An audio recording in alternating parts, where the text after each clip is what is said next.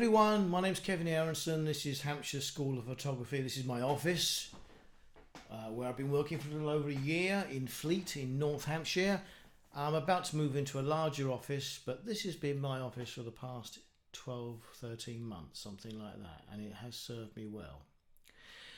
So I've posted this thing on Facebook saying, if you've got any questions about your photography, send me a message. Well, Brian sent me in a message. He sent me a couple of photographs. He's new to photography and he's got a nice new camera, a nice big DSLR with a long lens, and his pictures aren't very sharp. Well, looking at the photos, it's pretty obvious to me that what he's suffering from is camera shake. So what I want to give you, Brian, and anybody else who's listening, is a very simple technique to calculate what sort of shutter speed should I be using to guarantee, or pretty much guarantee, there's no 100% in anything, but pretty much guarantee that my photos will be sharp every single time. And not sharp from focus, this is sharp from camera shake, different things.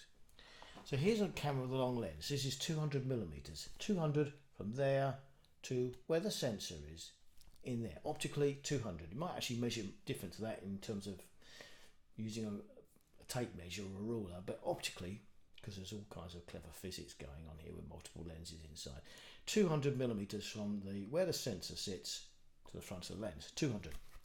So I've got a 200 millimeter lens. How do I know what the right shutter speed is, or rather what the minimum shutter speed is that I should at least be using to help my pictures be sharp?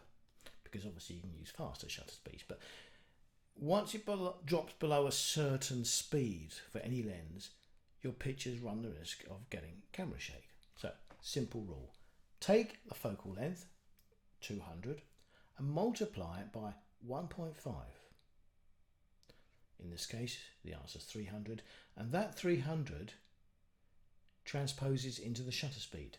So I would use a shutter speed of 300th of a second. Yeah?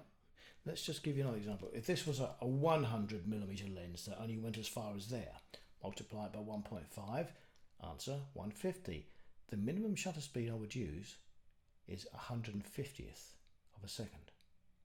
Now, if this was a 50 millimeter lens, yeah, like that, multiply that by 1.5, you get 75. Now, to my knowledge, there aren't any cameras out there which allow you to photograph at a shutter speed of 1/75th of a second. I could be wrong, apologies if anybody's got one. In that case, I round it up, and the next nearest one is 100. So if I've got a 50 millimeter lens, I would have to make sure I was shooting at no slower than 100th of a second. It's a really simple technique. Take your focal length, multiply it by 1.5, and ensure that your shutter speed is at least that figure, if not more. Now, if you've been around in photography for a little while, you've probably bought more expensive cameras with what's called full frame sensors. You could ignore what I just said because the rules change. You may have a camera with image stabilization, in which case the camera is absorbing some of the movement, so everything changes on that. But for simple lenses, for people who are new to photography, this rule is very simple and it works every time. Multiply your focal length by 1.5 to get your slowest handheld shutter speed. Thanks for listening. Hopefully we'll get some more questions in and we can do another one of these. Cheers.